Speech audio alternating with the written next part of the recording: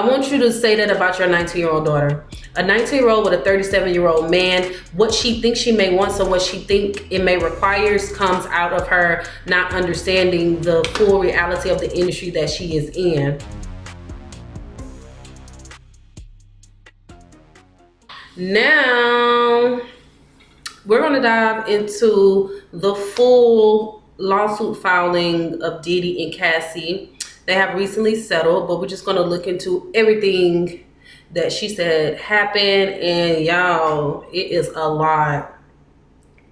35 pages worth of things, but I highlighted the most important things of that. We got a little bit of tea about Will Smith and Jada. I'm guessing with everything going on, ain't nobody been talking about it. Then I'm going to give my opinion on Pardison's diss track and my read on Pardison, because I'm accurate. In my mind, I'm always right. All right, so Will and Jada, real quick. The same guy who exposed Will Smith and Dwayne Martin also said that Jada Smith once had an affair with Mark Anthony. He said that Will was fine as long as Jada had sexual encounters with men while he was there, while he was able to see it. But whenever she did it on her own, he could not stand it. And he says that Will Smith walked in on Jada and Mark Anthony on the sofa, and Will beat Jada senseless. And they had to set up a hospital in the house so it wouldn't get out to the public, etc. And that affair also led to Mark. Was I saying Mark Jacob? Mark Anthony and Jennifer Lopez breakup, that affair. Now, still, Will and Jada haven't really spoken anything about this man's claims. They did say that they were going to be taking legal action against him because it was a money shakedown, saying that this same man wanted money from Will, I'm guessing with his book, and Will said no. So this man is putting out a book to expose Will, which means he already had the book written. That was part of his plan anyway. And I really don't think I think he would have still put the book out. And I guess it's what you get when you're in open relationships. The lines are blurred. If you're swinging and if you guys are having sex with other people, I guess the lines are blurred. Let's get into this Cassie case. All of these notifications coming in on my email. Good Lord. So, just a little catch up. When everything went live about Cassie and Diddy got a lot of connects and pull, honey. Because the NYPD released a statement. It says, yesterday, a member of NYPD's Public Information Office told a reporter about the apparent existence of an active case file containing the name Sean Combs. There is no such investigation at present. Further, the release of such information is not consistent with the internal policies of the Office of Deputy Commissioner of Public Information. The NYPD always treat allegations of sexual assault and rape extremely seriously and urges anyone who has been a victim to file a police report so that support and services can be offered to survivors and a comprehensive investigation can be conducted, blah, blah, blah, blah, blah, blah. Pretty much, I don't care what nobody say. Diddy was behind that. He reached out to NYPD with all of the amount of connects that he have to pretty much say that it didn't exist, but we know that he did settle. Now, let's get into the report of everything that Cassie said happened between them. And then I'll give my what I think about it.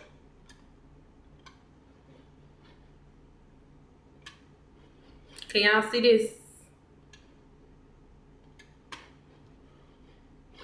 And again, I know it's late. Excuse me. Y'all, I know it's late and it's Sunday night. Nobody's really up. But this is going to be up on YouTube for you guys to view. All right. So this is the beginning of it. It is a trigger warning for anyone. Now, the full details of the suit is she is detailing her dark times where Mr. Combs, Diddy, R-Word, Miss Ventura, which is Cassie, in her own home after she tried to leave him. often punched, beat, kicked, and stomped on Miss Ventura. I don't know if I'm saying her name right. Resulting in bruises, burst lips, black eyes, and bleeding. Blew up a man's car after he learned that he was romantically interested in her, which that is Kid Cudi, by the way. Forced Miss Cassie to engage in sex acts with male sex workers while masturbating and filming encounters. Ran out of his apartment with a firearm in pursuit of a rival industry executive, which is Suge Knight, whom he learned was nearby. And I don't really know why was that included, but anyways, I think they trying to be a little messy. Demanded that she carry his firearm, showcasing how dangerous he was, and introduced her to a lifestyle of excessive alcohol and substance abuse, and required her to procure illicit prescriptions to satisfy his own addictions.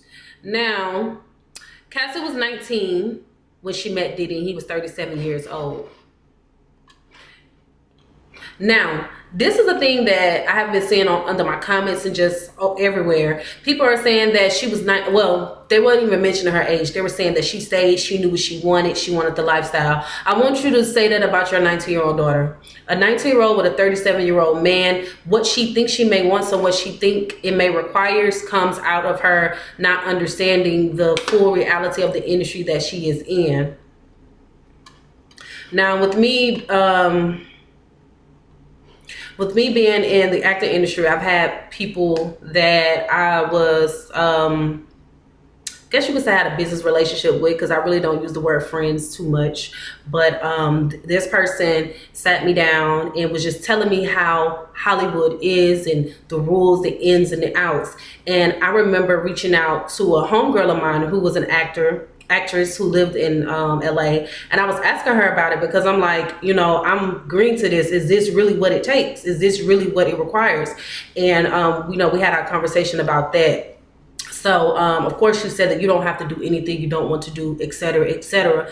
But I will say that when it comes to that industry, the music entertainment industry, there are these, if you want to be in, this is what you have to do. With Cassie being a 19-year-old, beautiful, yeah, not really talented, you know, she was cute or whatever. She had a hit song, and her being signed to Bad Boy, I can only imagine the type of constraints that she was in mentally, on feeling like, one, she could never work again, and two, that this is an opportunity to be with this man who she signed with. But we're finna get right back into that even more. All right, so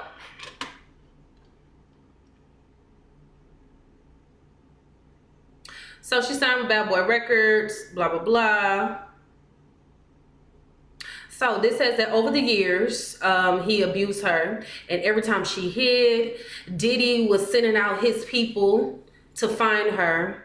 People that worked for him, any and everybody that could find her. And they were just convincing her to return to him. And they went as far to state that her failure to return to him would hinder her success in the entertainment industry. Now, this is what I think is just bogus. Now, she met Diddy in 2005 after he heard her first single playing in the club, which I wonder if that's Me and You. And then he expressed interest in signing her to his label, Bad Boy Records. In 2005, in 2006, she signed a 10-album deal. Who signs a 10 album deal right there should have been a red flag. Because who the freak signs a 10 album deal with Bad Boy in 2006 after all of the artists that he has failed? You have at least one good album with Bad Boys. But anyways, she released her album months later, and it was number 4 on the Billboard charts. So she popping. At this time, Cassie is in a relationship with someone else, and she had been hearing rumors that Diddy was interested in her, but she kind of brushed it off. So Diddy was with Kim Porter at the time. That he was interested in this 19-year-old, that he was using his power, according to these documents, his status and his money to lure her in. What does Diddy sign? Anyways, in early fall 2007, he must be a Scorpio. In early fall 2007, Mr. Combs flexed his power and influence when he paid a promoter to create a fake flyer for a party hosted by Cassie. This fake posting allowed her to have an excuse to go to Miami and get away from her boyfriend by using the guise of a legitimate event she had to attend. Miss Cassie was stunned at how easily Mr. Combs were able to recruit others to lie for him. Now, with this right here, at this point, what she's saying is that this fake flyer did it. And she went to Miami, flew out with him, and, you know, I'm guessing what their position is that Diddy had a pull in the connects. He created an entire fake event to get her away from her boyfriend to him. Now, that is a little bit unclear. I think maybe she knew about it. She was interested. And she did a reason. And Diddy did his Diddy.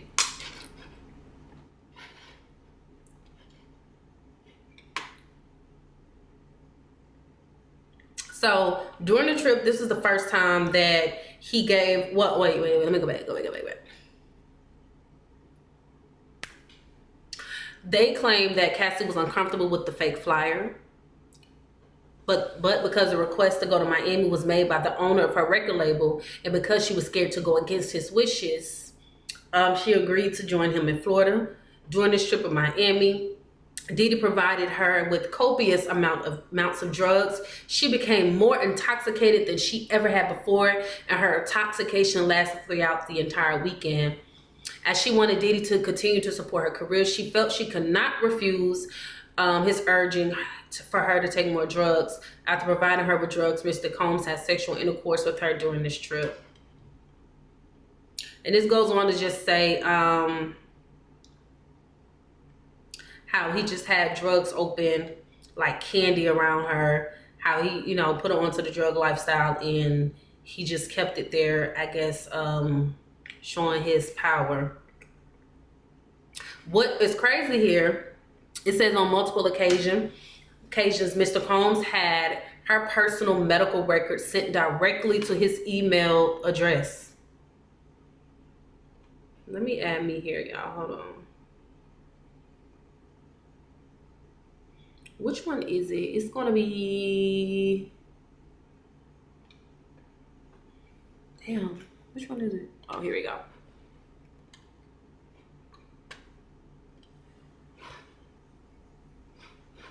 I still can't see me. Maybe that ain't working.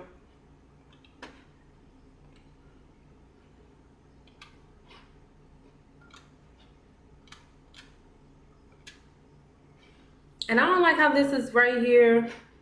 Here we go. Okay, so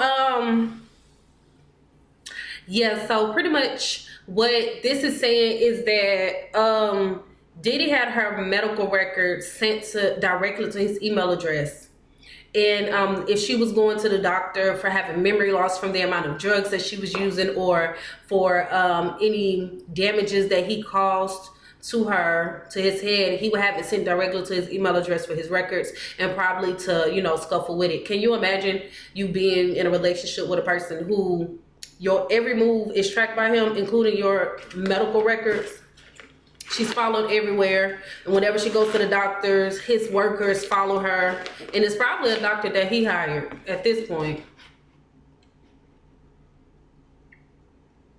And this is crazy. So allegedly, according to her, Diddy asked Cassie what she called her grandfather. When she told him that she referred to her grandfather as Pop Pop, he insisted that Cassie referred to him as that nickname. Nigga, you want to be her granddaddy? Ugh. Why her granddaddy? Why Pop Pop? But I'm reading this book called Moth to a Flame, which is like so similar to that. How this man like wanted to take place of this girl's father, to where he ended up getting him knocked off or whatever, so bad to where like she had to call him daddy. And like, I wonder if that's a real thing. Now this is talking about how I became violent and abusive, and it's just talking about how he heard Suge Knight was in town and he ran out the house with guns. Man, Diddy was about that life. And whenever he would abuse her, he would hide the evidence by sending her to hotels for days at a time to let the bruises heal. So at this point, this was just a pattern for him. You know, he beat her and then he sent her away on an island somewhere, in a suite somewhere, surrounded by his workers. In the car leaving the club, Diddy beat her, pushed her into a corner of the vehicle, and started stomping on her face. And the security star, Roger Buns, tried to stop. She ran away. He chased after her and continued to kick her and beat her in the face. And then once he recognized the damage that he did, he panicked and once again sent her to a hotel suite at the London Hotel in Los Angeles, where she was required to stay for a week. And she was pretty much saying this is where she felt powerless because of how everyone that worked for him was able to lie for him and justify and turn a blind eye. So she knew that if the people working for him didn't believe him and how he had connects and money, she felt like she just had to stay. And this way gets into sex trafficking. And it's weird. So it says the first time Diddy hired a man and brought the man to his home in Los Angeles. That man, Diddy and Cassie, wore masquerade masks and ingested drugs. Mr. Combs directed her to perform sexual acts with this man. While Mr. Combs watched him, he masturbated while he directed Miss Cassie and the man to do specific sexual acts.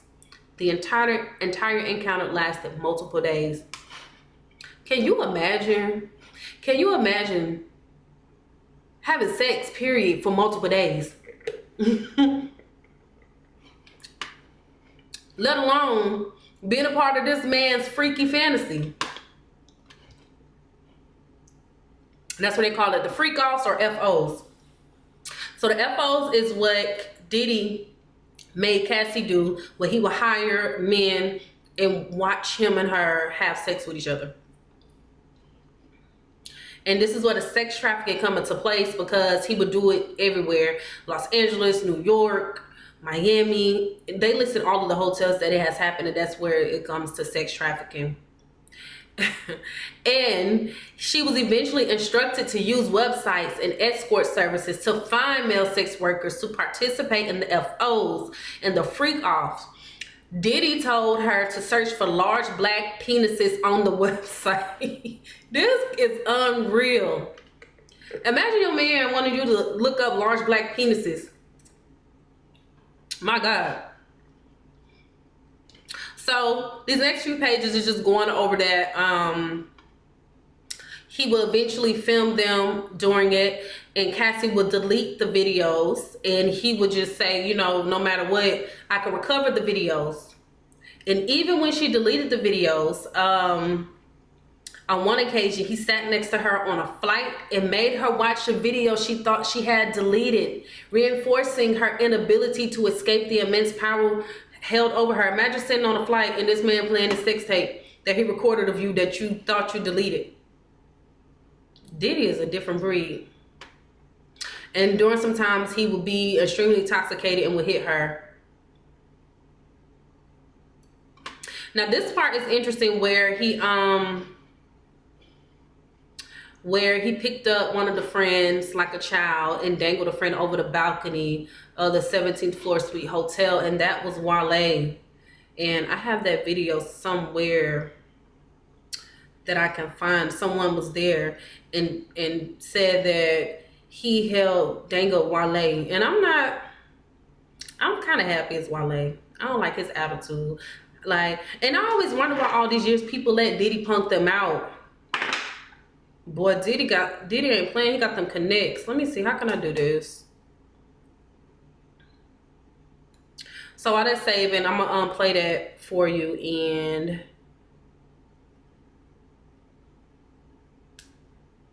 why was I sending? I hope I ain't sending nobody no messages of these screenshots.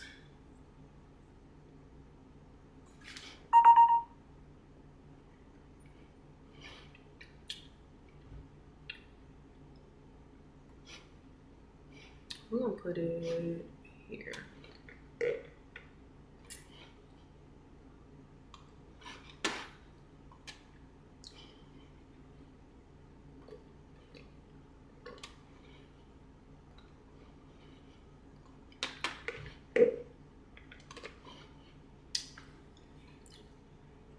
Cause I can't see y'all.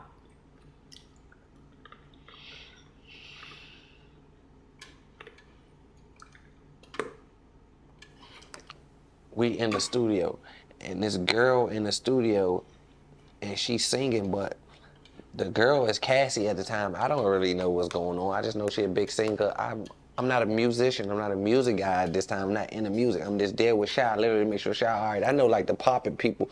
While they been telling us like before we even get to the studio with him and Cassie in the studio, Wale was already telling us like, man, we better go to the studio with Cassie. Man, Diddy be acting crazy over her. Diddy don't want nobody working around her, so y'all make sure y'all don't look at her too wild or make her feel uncomfortable. Or if you see her security guards with her, just prepping us on how crazy Diddy act over her. Like any guys that's around her in her vicinity, while Diddy not around, he kirks off, he goes off. We make it through the session. We probably like an hour in the session, like an hour into the session, maybe two. Her and Wale doing what they do in the studio, but they helping each other. It's just professional, y'all. It ain't nothing like, they ain't doing nothing weird. I don't feel no weird vibes. I don't see no flirting or nothing. It's really professional. They making good music. So I'm off, not paying no attention. I've been heard what he told me before we walk in here about Diddy be tripping, but I'm just thinking like, Diddy be tripping. I swear to God, y'all, Diddy and his security guards walk through this room. I told y'all. But I don't know. I guess they wasn't supposed to be there doing it in person together. They were supposed to send it or whatever, but they was trying to keep and do it in person together because they ain't thinking Diddy gonna pop up in here. Like, Diddy probably somewhere living his natural born life. At least that's what they thought. I swear, y'all, Diddy got like little secret people that follow her places. Like when she go in little restaurants, like his girlfriends, like he keep eyes on to see who they cheating on. Like he that crazy. It's some obsessive Diddy. Like it's crazy. The world know about it though. Like the crazy parties, Diddy be crazy over them girls, like super duper stalking. Like he be having private investigators following him. No niggas can't go around him. He very controlling. I swear to God. So that's what the vibe is. So Diddy walks in. Diddy walk in, Wale and him in the bathroom. Wale and the girl in the booth, but they doing the music part. Me and Shy over here. I don't know it's Diddy who walked in. I just see these big security guys and a nigga in black, like it's a black sweatsuit and a hat. I can't really see who it is, but I know it's another celebrity important person because this room only important people walking in this room. This ain't even no type of room you can get in unless you're an important person. But he came in with aggression. They moving. But I seen security guards with him, so I knew it wasn't nothing for us. Like it was no threat to us or me or Shy. It was like control because they had to get in. They had to go through all this so you know it's somebody. And then I looked. It was like a glance once he got a little bit past me. I'm like, damn, that's Diddy. I ain't say nothing. I looked at Shy. Shy looked at me. I was not about to run in there. First of all, I'm here with Shy. I'm just not about to run in there and say Wale and be like, Wale, Diddy come like that. I would have died. Like that's out of my control. First of all, this Puff Daddy. I promise you. I don't know what gangsta I do in the street. Uncle Buck, this is off my list. This is off my radar right here. I can't do nothing with this. I'm gonna stand down. So me and Shy like, oh. So as they go in there, they go back there, but they shut the door. It's a blind. All right. It's a studio part, the booth part. It's like a blind back there. Like it's a pop part. They do orchestra back there. So with a booth at, it's like an orchestra, like a church show. You can open it and you can see in the studio where they record, or you can shut it. Like don't y'all ever been to a graduation in the blind shut? You can shut the blinds and you can't even see back there. Diddy and went back there and shut the blinds. All I heard was a rock, but not punches, like shit, like moving around, tables and shit. But I'm like, oh. So me and Shy run to the blinds. We peeping through the blinds. I'm peeping through the blinds. Shy peeping through the blinds. I swear for God, it's a balcony in the studio, like an out balcony. You can see over the back. I swear to God, my grandmother, they got Wale over top of his feet. They got him off his feet, hanging off the balcony. Like, he hanging off the balcony. They dangling by his feet. I can't really hear what they saying. I'm like, Shy, man, be quiet. Shy don't know what's going on. First of all, Shy go back and help Wale. This is man. He can go back to Shy ain't must move. I swear to God. Shy like, man, what they doing? I said, man, they got him over the balcony by his feet. They're like, man, no, he don't. That ain't him. Like, so that is him. We knew it was him because we know what type of shoes Wale wore to the studio, and we seen them jump up in the air. So who put on Wale's shoes? Nobody. That was Wale's feet over there. So boom. So I'm like, Mo, what the hell is going on? But Wale had already hipped us to this, that Diddy is crazy about this Cassie girl and nobody could be around her, this, that, and the third.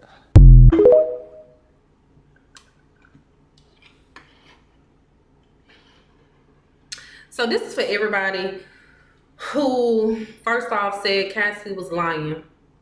Multiple people have been coming out telling their side of the story and saying that Diddy is controlling. The entire industry knew what Diddy was doing to Cassie. The entire industry knew that he had people following her. So I'm guessing he was upset that Wale was recording with Cassie and he hung Wale over the balcony. And this is what it says in her report. So she's not lying. She got a witness who already brought that to TikTok about that. And this is after one of the freak offs. So this is where it gets juicy. During one of the freak offs, he went through her phone and found emails between her and Kid Cudi. Is it Cudi or Cudi? He became enraged and he placed a corkscrew between his fingers and lunged at her. What? That is just some bitch ass shit for him to be that big of a man beating on women like that. Which makes me believe what they say about Kim Porter, but next. Because I can only imagine what Kim Porter went through. So she ran away to Kid Cudi's home and wait, what is this? Yeah, so that's when he blew up Kid Cudi's car while Kid Cudi was in his house. Can you imagine messing with a woman who is in between, broke up with her ex and her ex blow up your car and you can't do nothing about it? And they in the industry too? She just put all these men in the crossfire. And that's what he wanted. He wants to make sure that she don't move on to nobody. Which I don't see how she moved on to his trainer. And that trainer be having it out for him. The trainer that he hired is who she ended up being in a relationship with. And people back then were saying that Cassie was foul for that. Bro, y'all knew what the hell that man was doing to her. She needed to escape. But anyways, it's just more beatings and punchings, and her eyes was bruised and lips were bloody, and his workers were crying when they saw her face. Excuse me. So he made her stay at his home along with one of his sons. And while there, he told her that she got to put on some more makeup because his son can't see her like that. The hell you want her at the house with your son for, knowing you to mess her face up? Then it goes into how they had another FO and he punched her in the face, giving her another black eye, and she turned to leave. And when she escaped, the people at the hotel told him, to go because they have the security footage, and he paid the hotel $50,000 for the security footage from that evening. $50,000, he got the footage and it was deleted. So any type of help that she thought she was going to have, this man paid for it to be deleted. Baby, I don't know what I would have done. I don't know what I would have done. You like, that is crazy. So she eventually left, and then people of the Bad Boy management will call her and say that so pretty much if she don't answer the phone for Diddy, her single will not be released. And she's still in this freaking whack deal, 10 album deals. Girl, buy 10 album deals with Diddy. Come on now. 10 albums? That's crazy. Now this is towards the end a little bit. It's just pretty much saying that due to Diddy introducing her to that lifestyle, she had alcohol problems as well as drug problems that she deals with. Except for the months where she was pregnant with her children, she struggled with her addictions to drugs and alcohols. Those addictions were established and fueled by him. She turned to substances to drown out the memories of her abuse without being intoxicated. She suffered from horrific nightmares of the forced sexual acts that that Diddy demanded and that she participated in, and the regularly scheduled freak-offs and the physical beatings that she endured throughout her relationship. She had difficulty eating or sleeping, and her relationship with her family suffered.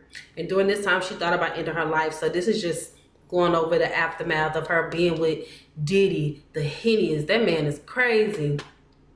So it's just pretty much saying she will forever live with the physical and psychological repercussions over a decade of violence, fear, and exploitation she endured. And this just goes into the rest of the lawsuit. Now, yeah, that is 35 pages, and I'm pretty sure it is a lot that this lady has not talked about. I believe every single word. And even if she she lied a little bit and saying that she was scared, which I do think that she was scared. Even if she left out the fact that she found a way to cope with it because of the lifestyle that he was providing, that does not excuse the type of treatment that she went through. And in that type of situation, it was set up for her to stay. It was set up for her to feel trapped, helpless, into where he was the only person that she had. I do remember maybe in 2018, 17, 18, probably like the last few years they were together, she did a dedication post to him for his birthday, in which she was thanking him for changing her life and the opportunities that he gave her. And a lot of people feels like that the money is the reason behind her reaching out. And I definitely think it's about the money, but at the same time, shit, it's fair game. Because with her filing a civil lawsuit means that, and shout out to one of my followers, I got to get her name, who posted that.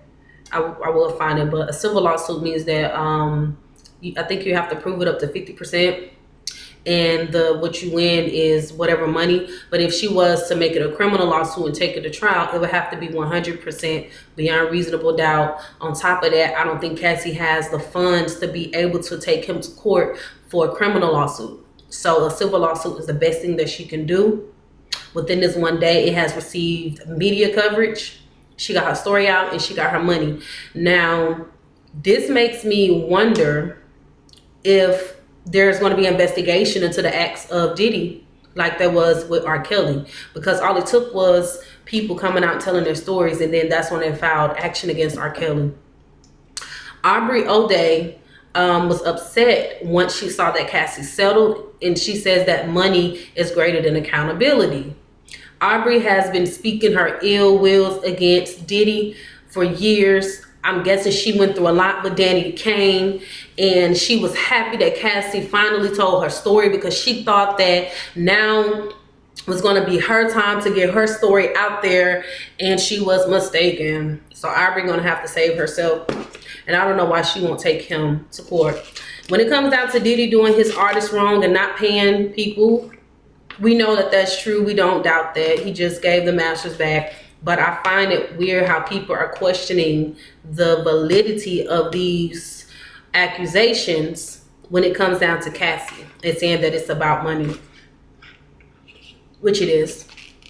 But that does not mean that what he did, or that does not mean that she's lying about the things that he did, because I don't think that lady is lying. It's a lot of different accounts. And I also think her new man is behind it. Her new man can't stand Diddy. He always coming for him. He can't stand that man. So, that's pretty much my opinion on that. Diddy did that. Carisha somewhere in the cut. Where's Carisha? Where is Carisha? Somebody said Carisha the type that said, well, he ain't did it to me. What she has posted. Let's see what Carisha had posted. Oh, baby, Carisha outside with her kids, honey. Probably got Diddy folks following her now. Carisha is having a good time, but I do extend a lot of prayers and well wishes out to Carisha, because with this just being, the very beginning of their relationship, there's no telling what could happen, what possibly could happen, or maybe he's changed. Do y'all think an abuser can change? Because I ain't giving it no chances. And if Diddy did all that, why the hell he ain't put them folks after DJ Academics? Anyways, let's get on to Pardison.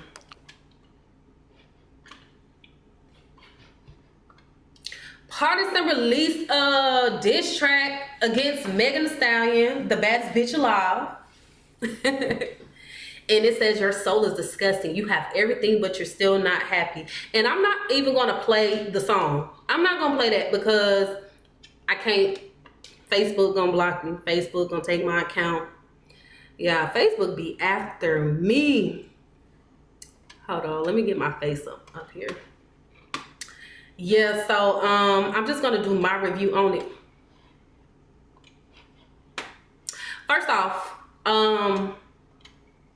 Pardison, I've always liked his music. He's one of the most talented rappers. One of the most. Like, absolutely. Yeah, that's better. And he has written with Cardi B. So I think he's the perfect person to that can even respond to Megan. Now, the thing that I have to have about this record is that, what the heck is this covering that? The thing that I have to say about that is he didn't say nothing new that Megan has not said about herself. You have everything, but you're still not happy. She literally said that in her song. She said bitches is dying to be me when she want to kill herself, pretty much, you know. Said that she needs help and needs therapy when she has stated that she needs help and that she's reaching out for help. These are the same exact things that she has been saying, so it seems like he is taking her traumas or whatever and throwing it in her face.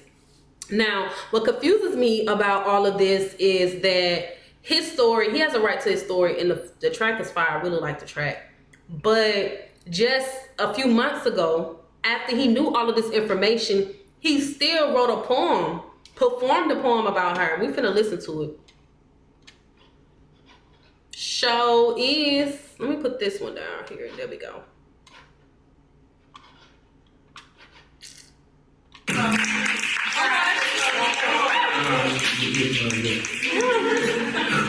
Look, you're a survivor, but not a victim. Somewhere in between, God forgive them and I gotta get them. That's why you don't never let these bitches get you out your rhythm. You treat these niggas like they buy one, get one. You out here working, your mind up hurting. What he said, you treat these niggas like they buy one, get one. Seemed like he ain't have a problem with it, but let's keep going. You out here working, keep your mind off hurting. Your to-do list is buying candles, shop for curtains. Find your purpose. You in your bag, not just Birkins. You know your happiness cannot be purchased. It's deeply rooted and not just surface. Your dream ain't big enough if you think about it and not get nervous. If you need me, girl, I'm at your service. My pillow's soft, but not too soft, and my mattress perfect. Baby, let me tap on your... You want to make money, make love and memories. You want the penthouse suite with all the amenities. You want acknowledgement for your bravery, not sympathy. You want to be held tight and kissed gently. You want to be free to be yourself without penalty. You want that chemistry. You want to really be heard and not just pretend to be. You want... Was that it? Well, obviously they stopped it. So this was 6 months ago when he dropped this and showed this. And this was obviously after him and Megan had separated. This is when he knew about her sleeping with Tory Lanez and knew about her sleeping with the dude that did the beats. This is when he knew about everything, and he was still writing poems to get her back. And, you know, it's just something about Megan that brings out the nastiness in people. Ugh, they can't stand it. Now, Pardison, you really can't trust a man that has feminists tatted on him anyway. Because there's a difference in being a feminist and there's a difference in just sincerely caring about the rights of women. A lot of people tend to think that I'm a feminist, and I am not a feminist. I'm not. I mean, I don't follow a movement. I am the movement. But just because, and it's weird because just because I care about the rights of women, I care about the abuse of women, I care about the abuse of children, I'm automatically labeled a feminist. And for some reason, people associate feminism with anti-men. And that just shows a lot of what you think about women anyway, if you think women is, anti-men. But I don't trust a man that has feminists written on him, tatted on him. Here's some old tweets about this man. Let me hide it. Here's these old tweets. I made a post about it. What the hell? Please. Here we go. I'm about to read them because this slideshow keeps going.